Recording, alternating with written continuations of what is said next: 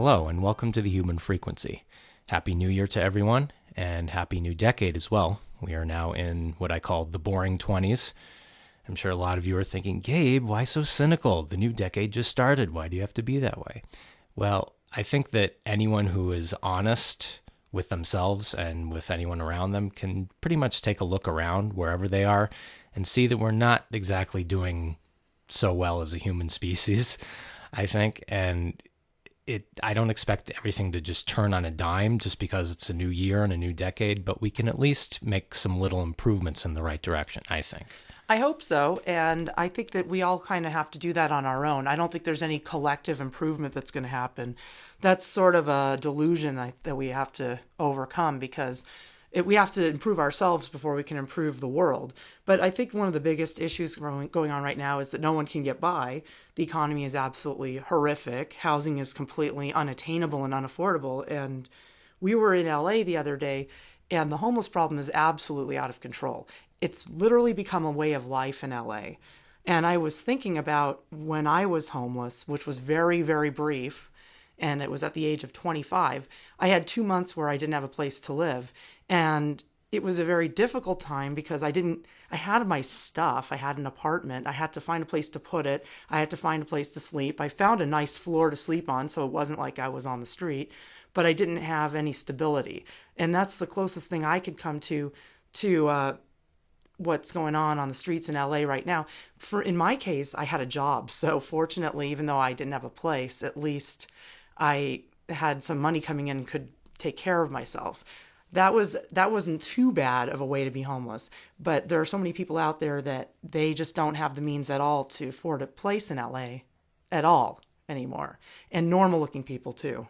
And I know that you had your own homeless issue when you were at the same age of 25. Yes, coincidentally enough, also at 25. It's kind of an age where you don't know what you're doing because you're between youth and adulthood. I mean, you're technically an adult, but nobody is an adult anymore at 25. Yeah, it was kind of that weird in-between time for me. And I didn't have my life together by any stretch. And it lasted a little longer for me. I think it was about 7, maybe 8 months, where I was living in my car. I had a place to shower and a place where I could have a meal from time to time, but I had no permanent living situation. I had no job. Well, there have been several points through my life where I had no job, but I at least had a roof over my head. But I guess a car roof is technically a roof, if you think about it. It's better than what some people have. I mean, there are people who live in tents now permanently in seriously villages, and they've been doing this for years, and I understand why. But now it's just regular people like you and me.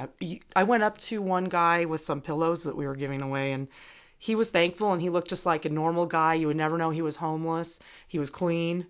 I mean, I think that there's ways of doing it. I think obviously people are coming up with ways of doing it, like getting a gym membership so you can shower. That's one way. Exactly. But these people they're coming up with ways of living. It's amazing. These people look totally normal. Yeah. This guy who took the pillows and said thank you to us, he looked like he just got off work at the Radio Shack down the street. I guess Radio Shack's out of business, but you get a the regular point. Place. You get the Regular point guy. here that this guy, you would not in a million years be able to tell that he was homeless just by looking at him. Yeah, and the other day when we were driving in LA, I noticed one homeless camp which was under the 405 at Venice. It was set up really neatly. There was tents. There was a place where people had their bikes parked. It was like a little village, like a little community. And there was a girl sweeping and cleaning up. And then we saw another one, which was off of the 101 and in Hollywood, I think around Sunset and somewhere around Western. And there was a girl literally, they had homeless encampments on the sides of the freeway on the areas with foliage. And there was this girl literally gardening and landscaping in it in front of her tent. So it's become pretty much like a normal way of life. It shouldn't be. We should have the ability to have a normal roof over our heads. But I'm seeing an incredible adaptation going on. And it led me to the realization that in order to cope with 2020 and move on into the new decade successfully, despite all of the economic problems, that we have to adapt to new ways of doing things and excel at them, even if it's very difficult, even if it's not the way of life we're used to. It was quite a sight I hope she wasn't removing any of our tower busters on the side of the freeway, but I think she'd keep it if she found one. she probably would. Yeah, she I'm seemed pretty actually cool. not concerned about that, but it was really interesting to drive along the 101 and just see one encampment after another, Yeah. just these collections of tents and people who the whole way up from the very south of Hollywood up to the Cahuenga Pass, just kind of dotting the side of the freeway. And these people they can't afford the houses. They have no choice but to do this, but their survival instinct compels them to just swallow their pride and do it. And they're doing it well. I've never quite seen anything like it. This is a great example of how we can adapt to our circumstances. And like I said, I'm not saying it's right that they have to deal with this, but they've found a way around it. And in fact, you never know if you can live clean and homeless. This is what I was thinking about. I was thinking about being homeless and how to be homeless and how much differently I would do it today than I would at the age of 25. But you can literally look and seem like everyone else and even potentially get a job. And just imagine if you don't have rent, how much you could sock away. So there is a way out. I know that people are being resourceful. I can see that because these are regular people like you and me. They're not bums. I don't like that word. They're not bums. They're not derelicts. Any of these things that people think is a homeless person. They are people who don't have houses right now. So I was very impressed with that. But the fact of the matter is that in order to adapt to the way things are, we have to accept them. And I think accepting it is the hardest part for almost everyone.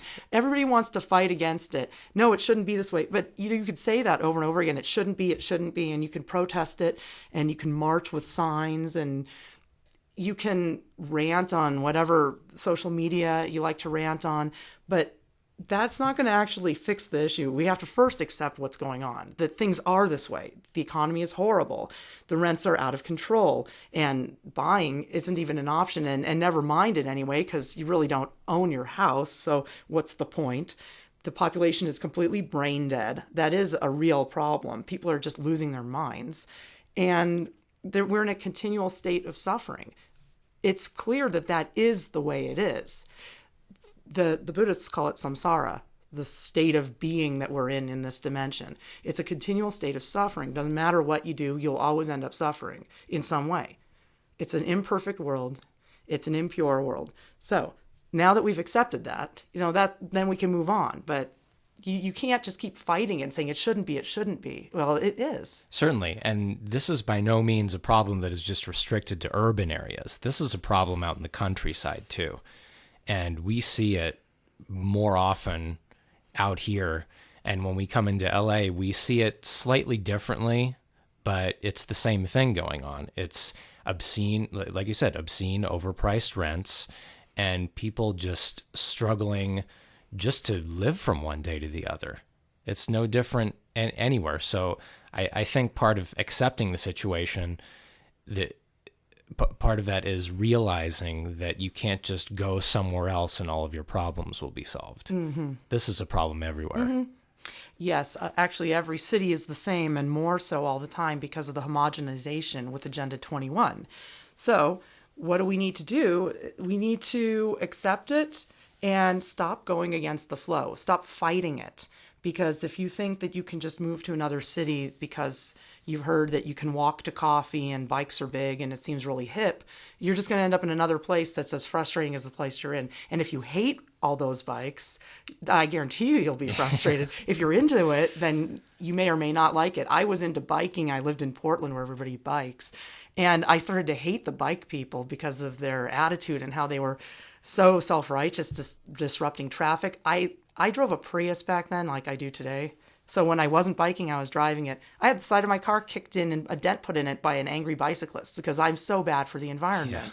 Yeah. So that's just something that these are urban facts now. If you like it, you're still going to end up hating it because of how the mentality in the city is kind of, it's confrontational. It's the hyper liberal, kind of self-righteous mentality that no matter what, if you think anything differently, you're not going to fit in. There's no way to fit in with that. It's like a computerized world. It's like a program. You can't fit in with that. Worse than that, you'll be ostracized. The people will lash out against you. Yeah. And I guarantee you, anyone that likes bicycles Doesn't like having to pay 2 to 3 times more rent than their apartment should cost. Well, yeah. So even living doesn't in the have center of the city, I mean, how can you even?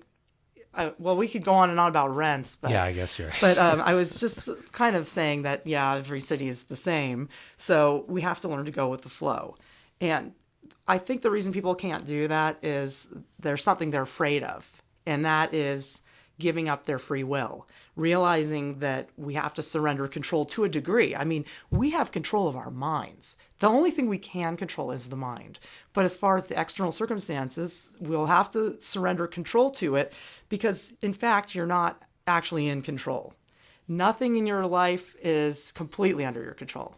The fact that people are not excelling at controlling their minds these days is probably the main reason I'm calling this the boring 20s. Quite frankly, that's it right there. Well, you have to have that control. Otherwise, how can you take control of the other elements of your life? Right. Well, yeah. So you have to ask yourself, is everything in my life going exactly the way I want it to? Is me being in control really helping the situation? George Carlin once said, "It's called the American dream because you have to be asleep to believe it."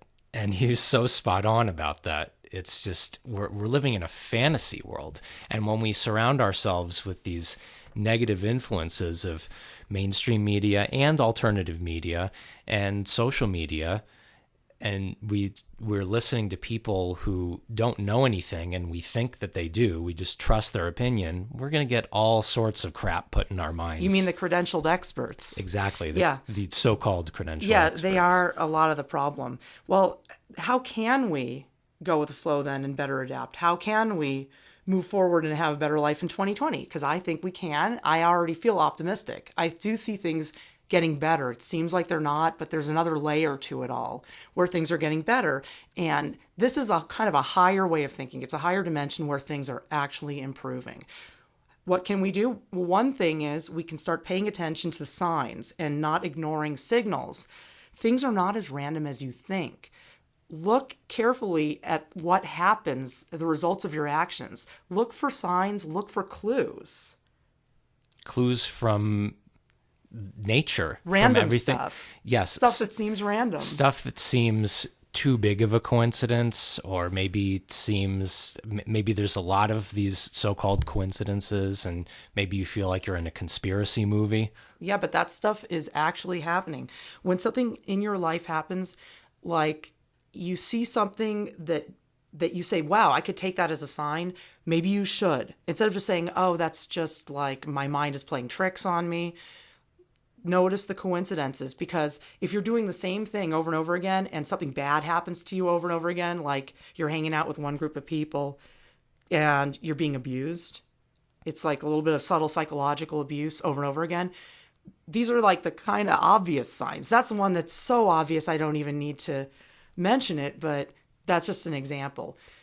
Or if something happens to you and you see a certain number on an address, that something about that number has something to do with what happened to you. Don't say, oh, it's just a coincidence. Or if you just think about something that you haven't thought about in years, randomly, and right after that, you see an example of that somewhere in the world around you. That happens to me all the time. And this ties in with having control over one's mind, is that most people are just so much in autopilot that they'll see something like that and say, oh, that's interesting. And then 5 seconds later, they go right back into whatever they were doing, living the exact way they were living, in oblivion and in autopilot. You got to get out of autopilot. So yes, pay attention to what's going on, because everything is meaningful. This is like a script. It's happened before. That's why we have no free will. Everything in time is an illusion. All this has already happened. So if you see something like that, it's part of the story. And another thing we can do is, and it sort of plays off of looking for the signs and signals, is look for guidance and don't make your own decision. Look for wisdom from somebody who knows more than you. Ask questions. Read from authorities like the Bible. Look for guidance and analyze your situation. Don't just make a quick decision, but think before you act. But you have to also beware of those sources you listen to. Like I was saying earlier, you have to just take everything in and contemplate quietly. And decide for yourself what's real Yeah. And part of this has to do with our intuition, and that's something that's very much suppressed these days. So if you have a smartphone, you're doing this to yourself. And that's the biggest source of this suppression that we see today. Well, the smartphones are designed to destroy your mind and just erode away your brain. And they do change your personality. They make it much harder to think for yourself. And they do so much of your thinking for you. So it's not just the energetic destruction of the body and mind, but it's also just you're relying on it all the time for things that you should be using your own brain for, like maps. I mean, nobody can get anywhere without a machine telling them where to go now. They can't look at a piece of paper and look at the roads and figure out how it corresponds to reality. So we're really losing a lot of abilities.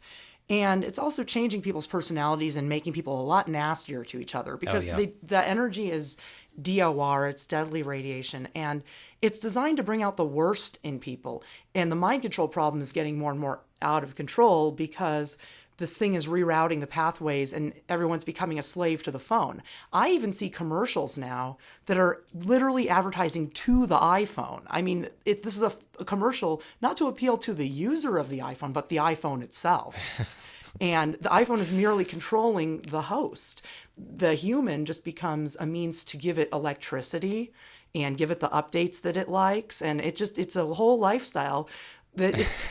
And then they also say, well, we need to care for our humans properly. And in order for us to feed, they're our livestock, they're our source of food and energy. We need to DORize them so they give us negative emotions. So we're literally caring and feeding. It's a symbiotic relationship, I guess, but it's not, because symbiosis implies a sharing, whereas this is a parasite and exactly. host. Both artificial parties benefit.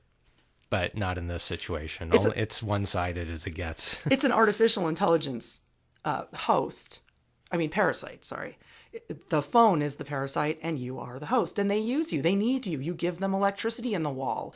You send them the apps that keep them entertained. And so anyway, these commercials are literally made by the phones for the phones, and people are not thinking for themselves. The artificial intelligence is doing all the thinking and you're just acting it out for them. And meanwhile, they're DORizing you, and they're destroying people's personalities. They're making people more negative and more argumentative. And it's just a really sad situation. And they're DORizing the atmosphere too. Oh, yes. I mean, think about it. Thousands upon thousands of these devices, it all adds up. Yeah. You want to talk about the human's effect on the climate? They say we're releasing carbon and hurting the planet. Carbon is part of the planet. That's what makes the trees grow. That's not what's hurting it. But if we are spewing DOR, deadly radiation, that is creating the effects that they're talking about. The stagnant air, which leads to warmer temperatures, more pollution lingering, less rainfall, negative environmental conditions, but they're caused by deadly radiation. And we have the power to stop that right now. Turn the things off. And of course, neutralize your local cell towers with orgonite. I think we're getting off the topic, but I going to our typical topics for the show. Yeah, because that's what I'm used to talking about. But I want to talk about ways that we can improve our lives in 2020. And for sure, we need to take control of our minds.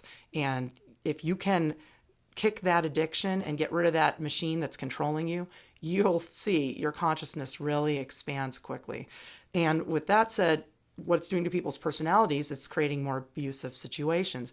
And we all need to get out of those. In 2020, New Year's resolution, get out of an abusive relationship if you're suffering from one, because it's not going to get better. And I guarantee you that the abusive party is being completely controlled by that machine. So keep in mind, it's sad, and very hard to break off a friendship. It's hard to get out of relationships.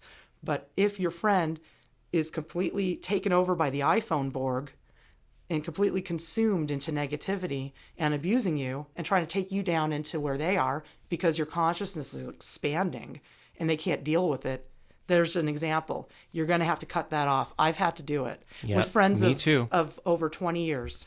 The armored organism always hates the unarmored one. Tries to bring them back down to where they are. I've seen this pattern over and over again. It's happened in my life too.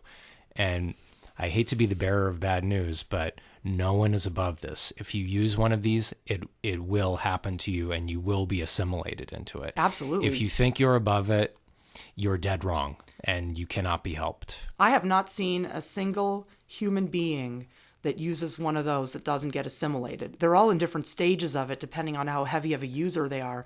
I have good friends that have become completely assimilated. I've had teachers that have been completely lost and are now controlled by Google.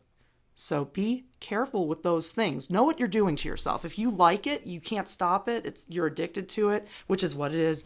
Just be aware, now that I've said it, if you notice these kinds of things, these kind of negativities in people you know and in yourself, be aware of it, pay attention. That goes back to notice the signs and signals. Don't ignore these things. Certainly no does. coincidences. It's far more difficult to break things off with close friends than it is, for example, a workplace environment. If your boss is being abused, that's probably the most prevalent instance of this.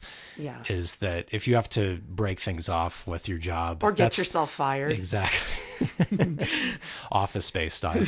No, it's a lot more difficult when it's a friend. Yeah, it is. But you have to do it for your own well-being. It doesn't matter what the situation is. If it's toxic, you got to get out or you're just going to get sucked in with them. And you will get over it. It might take a while, but you will eventually recover from it. And another thing we need to remember in 2020, since we don't have any, money doesn't solve your problems. You can't throw money at it. It won't get better. And in fact, if you're working yourself to death so that you can make more money and get more possessions, or even get by, if your lifestyle costs that much, then you're just going to make yourself sick over it. So money can actually create new problems. If you want money so you can get more things, then you're going to have to take care of all that stuff and you're going to have to pay taxes on all that stuff. And just keep in mind that you can't buy away your problems. If you're working yourself to death just to get by, this goes back to the adaptation. Find new ways to get by on less and less. Getting out of the city is a huge way of doing that. People say they can't do it sometimes. I understand. But if you have to live in the city, you got to live really small. You still have to adapt, whether you're in the city or not. And you got to get rid of your car. If you're going to stay in the city, it's the stupidest thing in the world to pay for a car. It's such a waste of money if you have public transportation. So if that's where you're at, do whatever you can. If you're struggling to pay for that car, just get rid of it and take the bus and ride a bike. If we did it in LA, you could do it anywhere. People think you can't do it in LA. You can. It's actually easy. There are bike lanes. There's lots of public transportation. Just takes a little bit of effort and research. That's one way you can save money in the city. And if you live out in the country, well, then you're going to need a car, which I don't love having to have one, but I'm getting used to it. And we have a Prius, which is good on gas. So out here, rent is incredibly low compared to the city. It's still overpriced, but we're talking about $100 to $200 a month overpriced much of the time, as opposed to in LA, like $1,000 overpriced. Right. So if you can do it, it is beneficial. If you can't, well, then there's ways to be affordable in the city. I'm glad you brought up the futility of working oneself to death to acquire possessions, because if you think about it, where does it end? It doesn't. You'll never reach a point where you say to yourself, I've acquired X amount of goods and I have this amount of money in the bank. Now I can relax and take it easy. Don't fool yourself. That does not happen. You'll always be in that mindset and it'll just spiral out of control. Absolutely. And that leads me to the next point. Go debt free. Do what you can to get out of debt. It's going to be hard. I know. But if you don't need to accumulate new debt, that's the easiest way to avoid debt. If you already have it, I know it's really hard to pay it off. You'll just whittle it down and keep your expenses low. But if you don't have debt and you're considering, let's say, getting a car loan or buying a house, God forbid, that's a really stupid idea. But if you're going to do one of those things, and you're going to acquire more debt. So be careful and avoid it. If you can avoid it, then you have less debt. So that's what I recommend. I know that once you're in debt, it's extremely hard to get out and it takes a long time. I've had it before, but I was able to get out by selling a house. See, that was a long time ago. But nowadays I don't have any. I'm very fortunate, but I also don't buy anything when I don't have money. I've stopped all services that I don't need, like a back massage. Even if I'm injured, I'll just treat it myself now. Stuff like that. There's ways you could just cut it all out. Little things. It all adds up. Debt is the biggest way we add to the problem in society of everything being overpriced. Not just rents, food, gas, Cars. You name it. Yeah. I mean, you're feeding the beast if you do that, because these items that we're talking about, like cars and houses, really a house should be no more than $50,000. It's a shelter. It's a wooden structure with plaster and plumbing and electricity. It's not a big deal. People are really overblowing them and glamorizing them. These are structures for shelter. They are shelters. We are over glamorizing our houses with these idiotic renovations when there's already a perfectly good kitchen in there, and then people say, oh, it's not new enough, I'm going to tear it out. What are we doing with these houses? These are just homes. So if you're over glamorizing it, really a house, I can't see it being more than $50,000 for a little one. Obviously a big one will be more, but like a 2-bedroom house. I mean, we're talking about materials and labor. But of course you've got all these other issues that create more expense, like the property taxes and the county getting involved and having to get permits to build. And there's all these other expenses and time wasting things that end up making the houses cost more. Middlemen. Yeah, it makes them cost more. And the thing that really makes the houses extremely overpriced is that everyone takes a loan to get one. If you had to work for it, they would never get these prices. But a house that I think would be worth $50,000 now, that house costs $200,000, and it's all because no one needs the money up front to buy it. They just get a bank loan and they say, oh, I'll pay $1,000 a month for it. Big deal. It's lower than rent. It's a scam. And they're ensnared for the next 30 years. And while it may be lower than rent does not require a big down payment. Okay, you're giving the bank like 20% down, so they've got that to play with.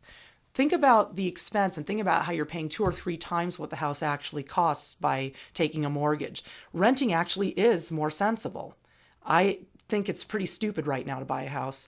If you can do it in a future date when things mellow out a little bit, but right now, it's a bad idea. It's too much debt. You don't want that, because if the value goes down and you try to sell it, you still have to pay off the debt.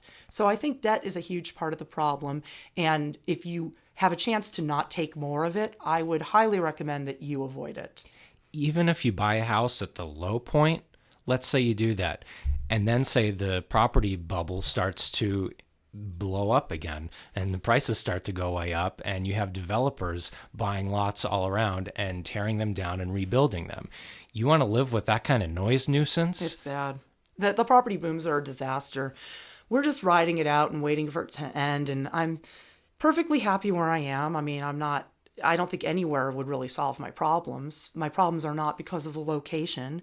The problems are because of the way the world is, and it's this way everywhere. So whatever problems you've got in your town or city, rest assured they're the same in the next one. Yeah. So it's third dimensional existence that's the problem, but you can't really find a real estate agent that can get you out of that. I know. I want to ask my realtor to find me a home in the vast expanses of the mind. And then click. They don't. Well, it doesn't click anymore. It's boop. Well, not even that. Well, first you hear their head explode, and then the line goes dead. But seriously, another way we can get out of these problems is to stop living in the past. Yeah, absolutely. And this is going to be a little different from my perspective because I'm a little bit younger than you are, so I'm a little closer to that time in my life when I was totally living in the past. Oh yeah, we all were. Yeah, but it's something that I can definitely say myself is so hard to break yourself out of.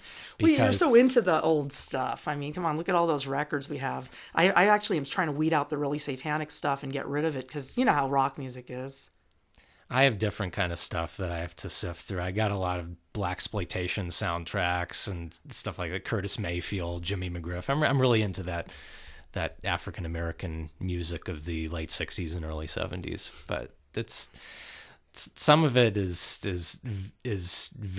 still very interesting to me, but a lot of it is just really it's got something very similar to what the rock stuff has, where it's just like what it takes totally to about self-indulgence and partying and just crazy stuff like that I'm just not into anymore. Yeah, I'm not into that stuff either anymore. And I was into different genres. It doesn't really matter what genre you're into. Whatever genre you're into, it's over.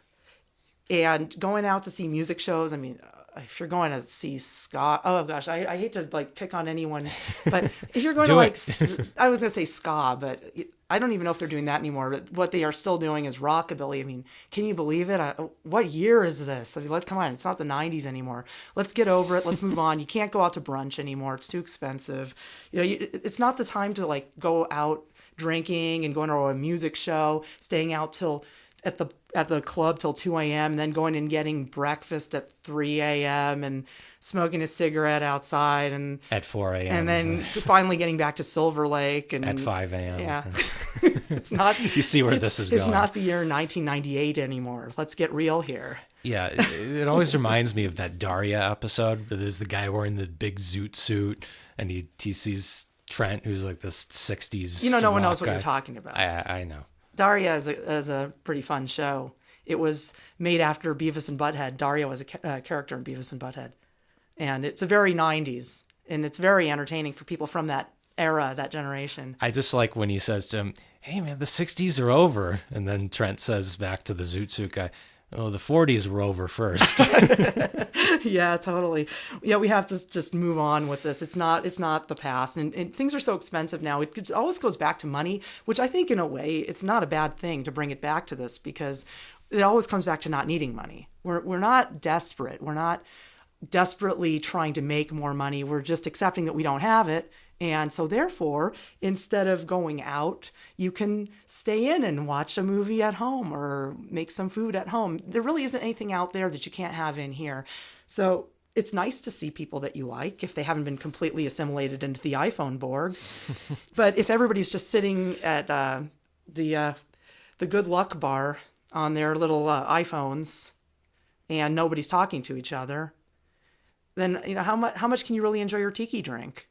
Or your Pabst Blue Ribbon, or whatever your Well, taste that's the cheaper may be. way to go, and if we're talking about saving money, but I'd say We're better not yet- advocating drinking Pabst No, Blue Ribbon it's by probably any full of stretch. GMOs, but anyway, I think we're getting off topic because I have to move on and get out of the bar. But We all do. really, the big thing in 2020 is minimalism. And it's very important that we reduce everything, get down to the basics, get rid of stuff you don't need. This is a time to really hunker down and ride out the storm that's going on in our economy. Get rid of anything you can and don't bring in new stuff. Therefore, you don't bring in new debt. Therefore, you don't spend money you don't have. There's so many ways to just bring it back to basics. So I think if you're in the city, obviously live tiny. And if you're in the country, you can live a little more comfortably, but there's still no reason to be ostentatious. I do notice that there's a sort of a dichotomy between the urban and rural living, and urban is very geared towards small spaces. Rural living is completely the opposite. It's ridiculous how big some of the houses out here are. Stupidly huge. And yeah, they're cheap. I mean, you can get a 5-bedroom house out here for the same cost as a tiny bungalow in South LA. But what the hell are you going to do with a 5-bedroom, 3,300 square foot house? But at the same time, imagine if people had built them smaller out here, how cheap those would be. We got to think small, because that is actually going to improve our lives in a big way. But not too small, because we've touched on the tiny house scam and what that is all about. Well, you don't want to be uncomfortable. If you have a room where you can have a bed to sleep in, a couch to sit on, a place to cook your food. There's a happy medium, Yeah. is what I'm trying to say. There are gradations. You don't need an ostentatious palace, and you don't need a space that's the size of a really small horse stall. Yeah. Well, And FYI. we would know. Well, there are a lot of horses out here. FYI, living in a trailer is cheaper than living in a tiny house, and it's much bigger. So you have to think about, there's sort of a training, we're being given scarcity training. I'm actually not advocating scarcity. I'm advocating minimalism, which is where you have everything you need. You just don't have the amount of stuff that creates new problems. There's a happy medium, like you said. The important thing is also throughout this to stay away from things that are trendy, Absolutely. because they're just going to drain your money, and they're just going to make you feel silly in the end whenever the next trend comes along. It's like, you know, you log on to Yahoo homepage, for example, and you really see the ADD nature of pop culture. It's just like fads these days last for all of 3 minutes and then they're on to the next thing. It's just like It's the iPhones, the smartphones eroding the brain cells. Well, food for thought. Cooking is key in 2020. Healthy options are widely available now. Whole Foods is actually very affordable because it's been bought out by Amazon. So things have really changed in the food market. But buyer beware, purple potatoes are much cheaper at Trader Joe's. Oh, and also, buyer beware, those little blue signs are for Prime members only. You see, we didn't know these things. We did all the work for you. We've learned it the hard way. But that actually is true. I mean, at Whole Foods now, even if you're not a Prime member, ignore the blue signs. You're going to get sidetracked and you're going to think you're saving a little more than you are. But it's actually pretty cheap. Organic food is widely available now at a very low price. So you can actually really improve your health, and it will cost the same as it used to cost. What I like, though, is that the cashiers don't harass you about the Prime membership. They ask you once if you're a Prime member. You just say no. They're not like making this aggressive pitch. Oh, well, if you join here, and then like taking 5 minutes of your time. No, they'll check you out, and you can then go to Sprouts and Trader Joe's and get all your other organic food ingredients there. Right. Everything's pretty affordable now. So you can really improve your diet. And really, if you're buying organic food at Whole Foods, you're going to save a lot of money over going out to restaurants. Think about how much it costs to eat out for a day, and as opposed to what it costs to eat in. And during times when things are good financially, then you can get yourself treats. I mean, there's very expensive stuff at Whole Foods that's delicious. They've got all kinds of wonderful fish, but it's super expensive. But if you're on a budget, you can get pasta and organic pasta sauce. You can even get vegetables at a better price than you used to, although Sprouts is way cheaper for vegetables. Bulk bin, pinto beans, lentils. Exactly. If you make refried beans and rice, you can't believe how cheap a meal can be. We've been making these incredibly affordable meals lately, and delicious. Pinto beans and rice, if you're making, I make Spanish rice and refried beans, and I make homemade tortillas. They're a little bit of work, but they're incredibly cheap to make and incredibly delicious. I should just put out all these recipes. They're not mine, but I get them online, and you can just actually search anything you want to eat. Think about your dinner menu that you want to eat. Look for it online, buy the ingredients, make it yourself. Recipes are out there. You could save so much money. And so much better quality, too, than any restaurant you can find, no matter how expensive it is. There's not a single organic-only restaurant in all of Los Angeles. No, there isn't. Not one. Not a single one. But you can take charge and make your whole kitchen organic. For the most, you don't, things like garlic, that doesn't need to be organic because it's not sprayed with anything. But the point is, look up the Dirty Dozen and don't eat any of those unless they're organic. Yes, but the point is, you can have so much healthier options than anything you can pay top dollar for in the city. Yep. So that's true. That's another way to save money and save your health. And out there, just, they have all these options for what they call healthy eaters. They have vegan options. They have gluten-free options. But this isn't the answer. The answer is to eat clean. So we've been over that before. Gluten allergy is actually a big hoax. There are very few people who are allergic to it. People are actually reacting to the chemical glyphosate Roundup. That's what was making me sick. And everybody thought I was allergic to gluten, and I figured out that it was actually the glyphosate. So you got to be careful in restaurants because you can't just pick the gluten-free option or the vegan option and think everything's going to be healthy and organic. And cooking is a skill. It's a life skill. It's a great skill to have. And that leads me to the next point, which is that I think everybody should be learning skills that translate directly into helping you live, as opposed to just always going to a job, working for money, and then using the money to buy your needs. Some skills can translate directly into meeting your needs, like we gather wood from the forest to make a fire because we live near the forest and we have a wood burning stove. So we're able to, for no money, go out there and take dead branches that have fallen off trees and stuff the Forest Service has piled up. And sometimes they pile up more than they should, and sometimes they cut down things that they shouldn't be cutting down. Yeah. We avoid those areas. That's, it's very, very depressing when they do that. In general, mostly you'll just find burn piles of stuff that has fallen out of trees. And we'll go to those, and before the Forest Service can do their planned burns to get rid of it, we'll just cut it up and put it in the wheelbarrow and truck it down to the Prius, which holds a lot of wood, and get a full carload of wood, and we'll go back again and do it the next time it's dry. So that's a life skill that if you live near a forest, you can do. If you don't, if you live in a place with fruit trees, like you live in a city where there's like LA, where no one eats their oranges, and you're walking down the street and there's oranges hanging over the fence, pick some fruit. They don't care. I mean, if it's hanging over the sidewalk, mostly people just let the fruit fall on the ground and rot. Goes to waste, yeah. Or find a neighbor who has a fruit tree that doesn't use it. There's little things you can do. I know it's just little things, but it's the beginning. You can learn to plant food if you have a little space to do that.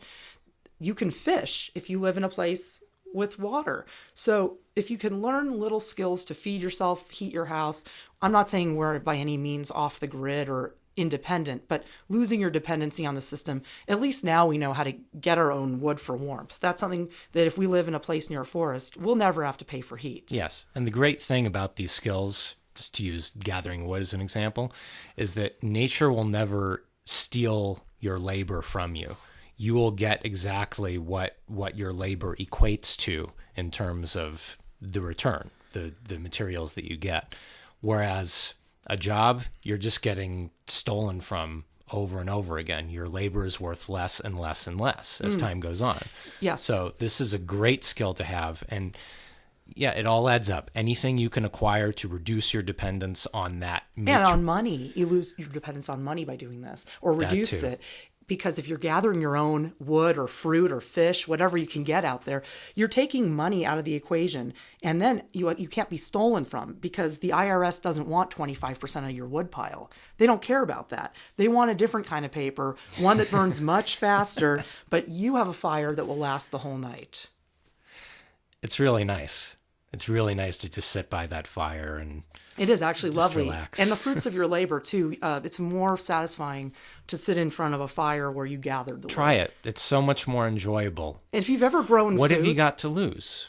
Well, I mean, if you don't have a fireplace, you've got your whole house to lose. Yeah. But if Thank you for pointing that out. But if you've ever done, let's say you don't have a fireplace, you try growing a little garden, maybe in containers or something on your porch. If you've ever grown your own food, and I did a little bit in Oregon when I lived there, I grew my own vegetables, and it's very satisfying to eat food that you grew yourself.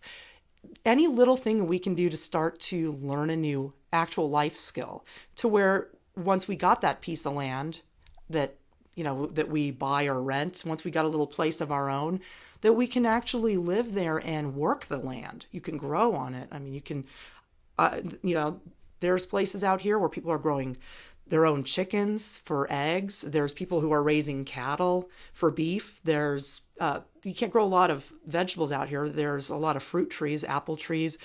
Some people are growing vegetables in the summer, and this stuff gets sold in the town center. And this is a small town. It's kind of nice because we all know each other. And I know the apples from this ranch are organic.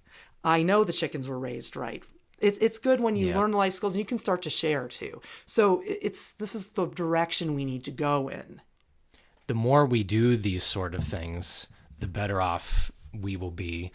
And things in your life that aren't going right, all it takes is just one little thing on your part, just putting some effort in to getting out of the system that is stealing from you. You'd be surprised at the number of things that can go right just from simple little actions. Mm-hmm. Yes, you could just make slight changes in your life and see dramatic results, but it's all about paying attention to the signs and signals, remembering what hasn't worked, noticing when something doesn't work, and even if it's difficult, making the change. And most of all, just don't worry about where you live so much, because I think that right now during these housing booms especially, and it's such a difficult time to be able to afford housing, I think people are very concerned about a place to live that's kind of stable and long-term. People are concerned about their housing, and they're concerned about making ends meet.